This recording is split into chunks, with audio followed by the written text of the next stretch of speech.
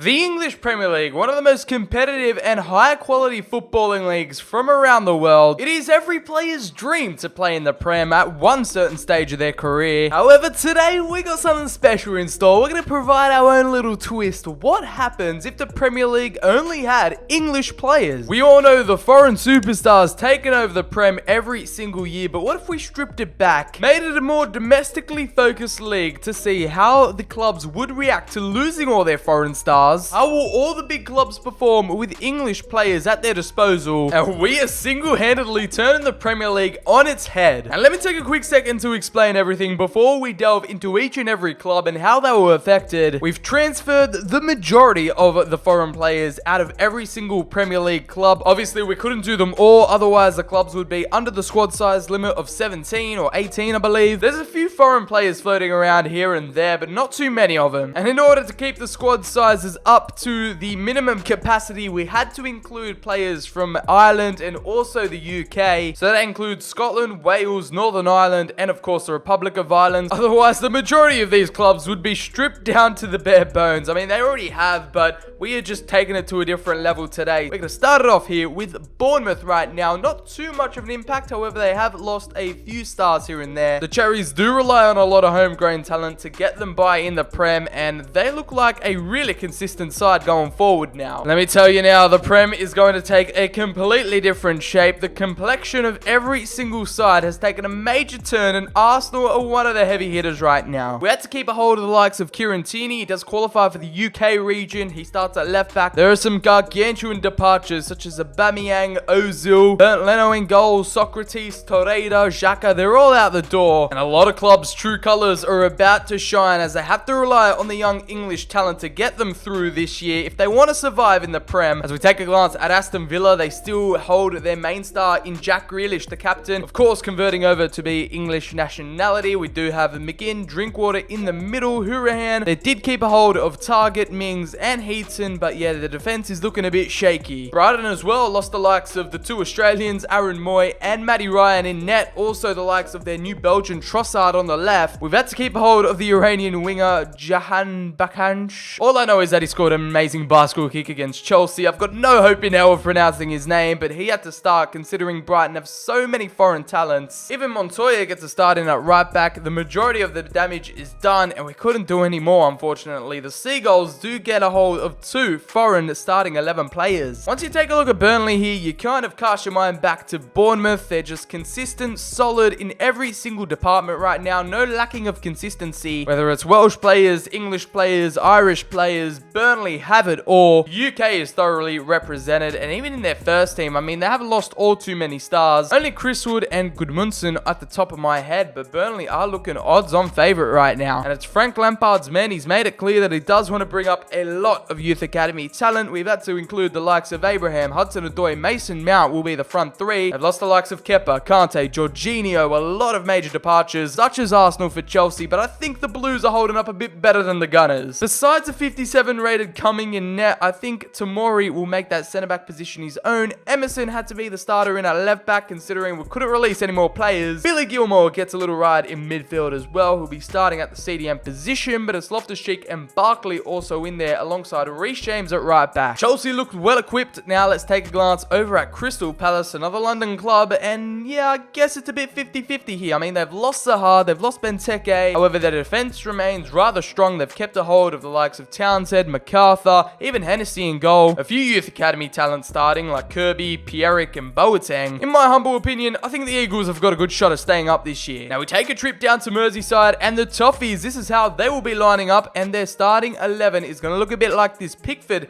England's number one, will remain in goal, such as Holgate and Keane, the new centre-back partnership. Leighton Baines and Coleman make their return at the wing-back positions. Meanwhile, Calvert-Lewin leads the line up top with Sims, a youth academy English striker. Davies and Delph in the midfield. They've lost the likes of Andre Gomez, also Digne on the left-back position. Goodison Park doesn't seem to be phased. I think they have a good shot of a top half of the table finish alongside Leicester City. Now the Foxes have lost some key players in this random experiment, such as the likes of Schmeichel in goal, Tielemans in the midfield, Ayozo Perez and more, but the players they've kept are more important, I think. Jamie Vardy up top, who will get them goals, Maddison, who can create, Chilwell at left back, and it's Barnes and Gray, the two pacey wingers. If I'm honest, Leicester are looking like piping hot dark horses right now for the title, as the red side of Merseyside, the possible champions to be this time around in the Premier League, it is Liverpool, and they have been affected, probably the biggest out of any club. Van Dijk is no more. Salah, Mane, Firmino, get out of here. Alisson, bye-bye, back to Brazil. They've kept a hold of Robertson, Gomez, Alexander-Arnold at the back, but moving forward isn't all too special. Henderson, Milner, and Chamberlain return in the midfield. However, their striking options aren't looking all too good. With Liam Miller, he's a Canadian, but we've just had to throw him in there alongside Jones and Lallana at right wing. I know, it's absolutely ludicrous, but trust me, they have no other options. Another club that have been rocked to the core is going to be Manchester City, but considering they have so many foreign stars, we've had to keep a hold of Gabriel Jesus and Mendy, otherwise the squad size would have been too small. And this is where I think the citizens will come through, considering they've kept a hold of a few decent talents in there. We've tried to keep it as English as possible. Raheem Sterling is a major one at 89. Phil Foden will finally get some game time in the midfield. Stones and Walker remain in the defense. A young Harwood Bellis will start in the back four. The Etihad has seen a silver lining. They've got to keep a hold of a few of their foreign stars by the skin of their teeth. As we're going to take a look at Old Trafford, Manchester just doesn't feel the same anymore without its foreign stars. We're going to take a new journey here with the Red Devils. They're focusing more on the domestic talent, and that's exactly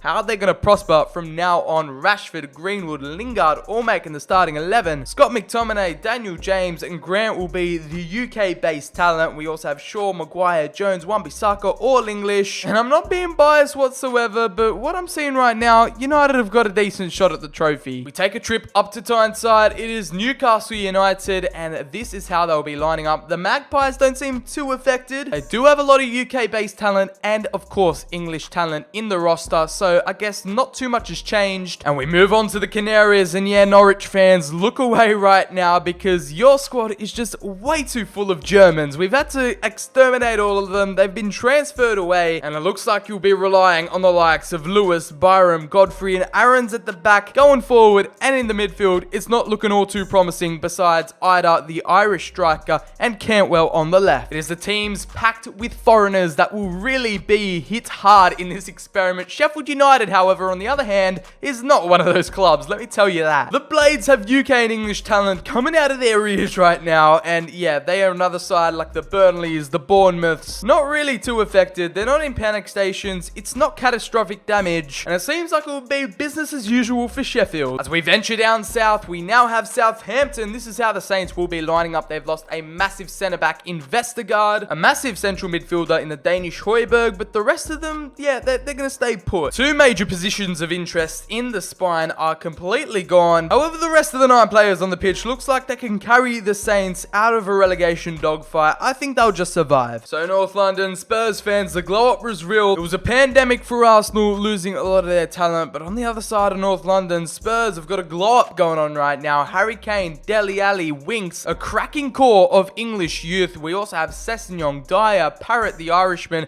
a UK-based player. Michel Vorm in goal and Foyth are their only 2 foreign players, otherwise we would have had squad issues again, so this is the most English/UK side Spurs could possibly achieve. The last 3 now, we're up to the Hornets. Watford are up next, and it's a bit of a mishmash. They're a bit all over the place. They've got strikers playing at left back and right back. João Pedro's made his name in there as well. They got Hughes and Chaloba, the English midfielders, cleverly Deeney, be no more, as the whole entire spine is basically all English. Now, Hammers fans, it's time to say goodbye to your 2 major players in Felipe Anderson and Sebastian Haller. This is how West Ham United will be shaping up this season. It's a very Brexit-ish experiment we've got going on here, but rules are rules. We're going to continue on. This is my personal pick on who the experiments had the most detrimental impact on, and that is 1,000%, 2,000% Wolves. They've gone down to a 1.5 star rating. As you guys know, similar to Norwich, they're just obsessed with one nationality, and over here in the Midlands, it's Portugal. Norwich had a similar issue with Germany, but they've kind of recovered from it. Wolves have got no idea what has hit them. Connor Cody, Rudy, Doherty have survived. Gibbs White is in there as well. Kem Campbell up top, with the likes of the German Shabani, some other random players in the mix. They've got a whole lot to think about coming into this season. It is the calm before the storm, and I think it is all about to kick off at the moment. We're going to start off. Mr. Brexit has to return for this one. He's got to be proud with what we've achieved right now in this experiment. And you know what? I think we've got to show some love right here. We've got to go with Spurs if we can ever find them. But there we go. Jose Mourinho's out of the hot seat. And now finally, Spurs might have a chance of winning some silverware. Who knows? And for all of you wondering if the clubs are going to buy their marquee players back and all the foreigners will return to the league, we're already 2 steps ahead. We're going to disable the first summer transfer window. There's not all too much we can do about January, but we're going to keep it as authentic as possible. Let's get into it. Now, I didn't want to pick a Premier League team considering we'd have a pretty big impact on how they'd perform, but we're just leaving it at that. We're not changing anything on the lineups. We're not buying any players, of course. So Brexit's going to just sit back on the hot seat. We're going to let the assistant manager take charge. We're going to see how the league is shaping up come January at the halfway stage. Get your predictions in down in the comments below.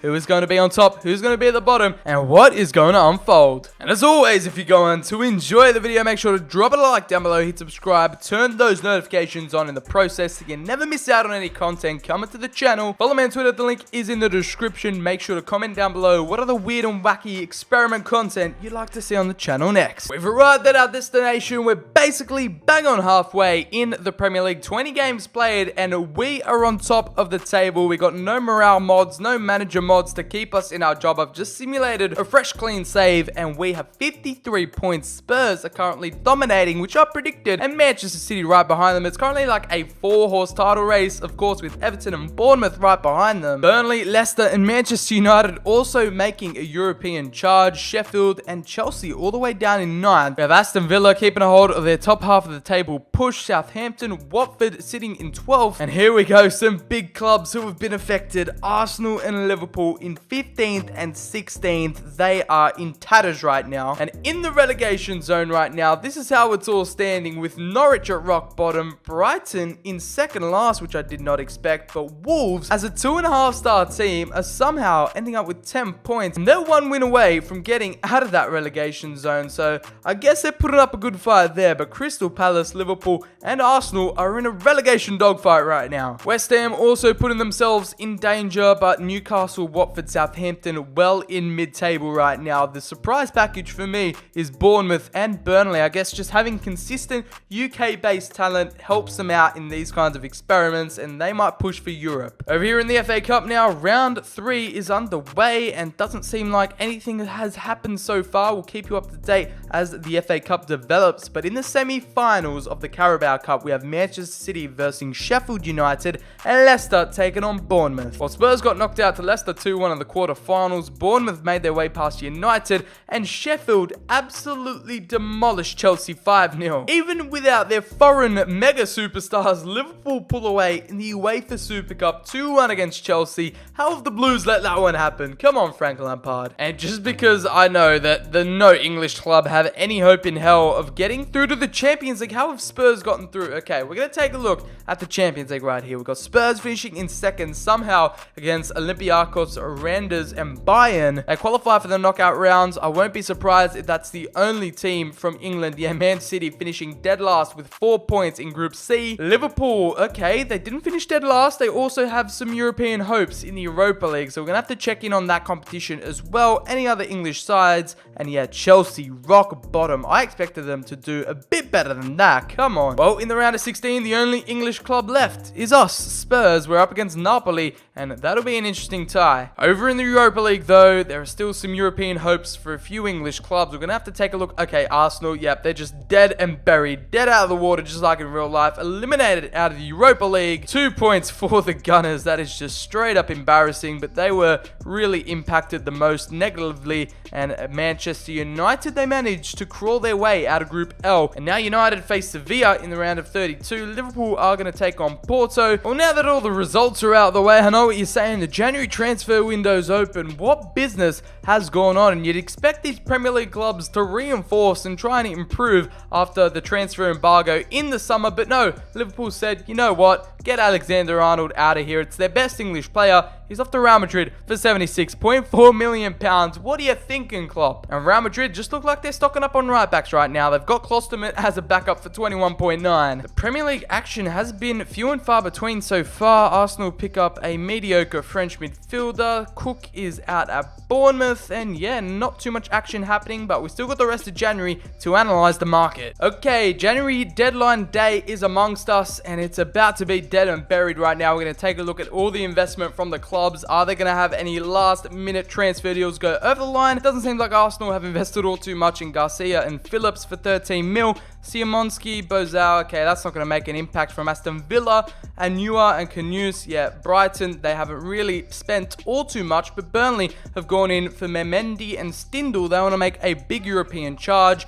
and Donk and Shukopov are going to join Chelsea only for 7 mil, so not too much investment. It looks like Crystal Palace went more down the pre-contracts route. Varenioso and Ito joining Everton. We do have Newell and Hendricks joining Leicester for 7.3 mil. Again, with Liverpool, they've sold Alexander-Arnold. They haven't brought in any replacements, so they look like they're going to go straight back down to the Championship. They spent nothing, but Man City on the other side, they've sold Zinchenko, but Suarez, Feghouli and Villa will join the Citizens. Traore Kamano in for Newcastle. We do have Delgado proper in on a pre-contract. Norwich have sold Lewis. Okay, I did not expect that. Moreno and Promil in on a pre-contract for Sheffield. Their business isn't going to impact it. Southampton, obviously we haven't done any business because we're Spurs. And then Erkin, Mazraoui and Cote will join in at Watford. West Ham are going to pick up 3 pre-contracts, which won't affect anything. And relegation threatened Wolves are going to pick up Konoto and Gooch. And yeah, no major investment. The Premier League, you're used to seeing the big money moves happening, but nothing going on. It's been a really quiet January transfer window, if I do say so myself. Yeah, no major Premier League deals, nothing over 30 mil, 20 mil, nothing even over 10 mil, I assume. Yeah, it's all just Europe splashing the cash, and the Premier League clubs seem quite reserved. The biggest was Feghouli to Man City for 15.5 mil. So I guess they're sticking to their guns. The UK and English talent, they're going to see if they can rely on it towards the end of the season. Who will be the champions of this all-English Premier League? Let's find out. And a round of applause for your brand new English-only Premier League champions. It is Spurs with 97 points, only losing once throughout the whole entire campaign. Everton in second, right behind them with 90. Burnley and Bournemouth cement their top 4 European qualifications. Man City, Leicester and Sheffield finished just outside. Now, we're going to take a look at the bottom of the table. We're actually going to simulate this whole thing again as a different team, so we'll see if Spurs can retain their title. But for now, we're taking a look down at the Prem. Who is getting relegated? It is Chelsea, Man United in mid-table. The mid-table mediocrity right now. Below them, Aston Villa, West Ham, Newcastle managing to survive. And this is where we get into it. Okay, Arsenal have survived with 32 points. Brighton sitting in 16th. Liverpool survived the drop with 20 points. How have they done that? Jurgen Klopp, the miracle man, and it looks like Crystal Palace, Wolves, and Norwich will be condemned to the Championship. Liverpool only 1 point away from relegation to the second division, and Arsenal weren't too far away either. They managed to get 32 points. Norwich with a measly 8, and oh my goodness gracious me, the Premier League has taken a rapid turn. And now taking a look at the other competitions, it is Burnley taking over the FA Cup 2-0 against Leicester in the final, so good on the Clarets. And right here in the Carabao is Manchester City taking it out 3-0 against Bournemouth. Obviously, they had the help of their foreign talent. I'm not really counting that one, Citizens. You had the one up on them. And now let's take a look at, I think it was our run to the Champions League. What, Spurs? Where do we finish? A 4-0 aggregate defeat to Napoli in the round of 16. So that is the furthest any English club got in Europe. And over in the Europa League, it was no English clubs in the final. Where was the latest where anyone got knocked out? We're going to have to scroll through this entire tournament. Or did they just both get knocked out in the round of 32? I'm going to presume. And yeah, Liverpool with a 6-1 defeat. And Man United with a bit of more respectable defeat. A 3-1 on aggregate defeat to Sevilla. Well, then European competition was absolutely thrown out the window. We're now going to take a look back on the domestic fronts. And it is Harry Kane with 39 goals in 38 matches. The English striker will get the golden boot. McNeil and Barnes for Burnley in there in the 20s, so I guess they pushed their European hopes. It is Calvert-Lewin in there with 21 goals. Deeney for Watford with 20. Sharp, Sterling and Stanislas make their way into the top 10. Gale finishes the top for Newcastle with 16. Marcus Rashford only with 16 goals in the campaign. Was expecting a bit more from him, but Mason Greenwood also came to light in there with 14 goals from the right hand side. And Ketia managed managed to save Arsenal, and it was Eddie Nketiah's 13 goals that made them beat the drop, I'm assuming. In terms of assists, Dele Alli and Kane took over in that department as well. Grealish for Aston Villa, another key protagonist in their survival push. And you know what? Season 1 down. That is test trial 1. Spurs win the league. We're going to start again with a brand new team. Let's see at the end of the season how it all unravels. This time, we're going to take over Norwich. It's the basement boys of our first simulation. The Canaries, Norwich. Mr. Brexit's taken over, and it's time to see if we can save them or if they're going to perform any different. How are the results going to be the second time around? No more stuffing about. Let's go straight to the end of the season. Oh no, it's struck again, and it's the decision. It's terminated. We are fired, and Mr. Brexit, he's got to go down to Job Centre Monday morning. Who is going to hire us now? I just want to see me to the Premier League. It's all too hard. Okay, Sheffield, we're taking over the Blades. Let's see. They want to finish in a Champions League position? You got to be kidding me. Anyway, we're taking over the Blades now. Halfway through the season, we're just going to be switching jobs all around.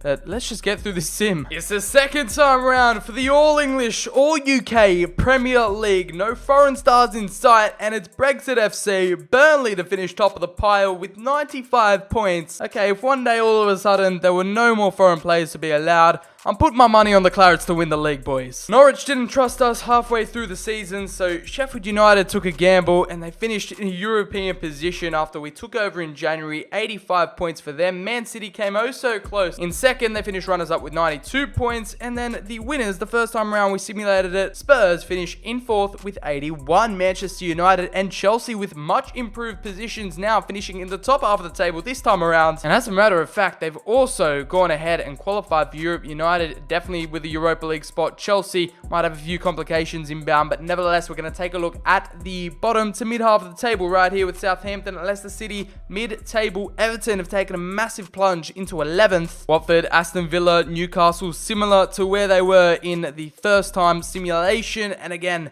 it is Liverpool sitting in 15th with 34. Arsenal, where are they? They're right behind them with 33. 16th place for Liverpool and Arsenal. So again, they narrowly miss out on relegation. Brighton have survived, and the three going down will be the exact same that what it was in season 1. Crystal Palace, Wolves, and Norwich all going to the championship. So I don't know what this proves. Maybe that they don't have the youth, the depth, the English talent to take them forward in the future, or they just rely on foreign stars way too much. You make your mind up. Liverpool and Arsenal definitely the main culprits on relying on their foreign superstars to get them through the league. In the other competitions, Burnley do the domestic double again. They won the FA Cup in the first time simulation. They've gone ahead, backed it up, won 2-0 against Spurs, who finished in 4th. Now in the Carabao Cup, Chelsea finally get some love though against us, Sheffield United, and the Blues get a 2-1 victory at Wembley. Frank Lampard, you've had your second shot, and again, Liverpool prevail, even though the massive gap in the league, they've somehow taken out the UEFA Super Cup 2-1 again. Pretty abysmal in the Champions League once more. Spurs made it out on the round of 16. They get eliminated 4-2 in aggregate, but I'm assuming,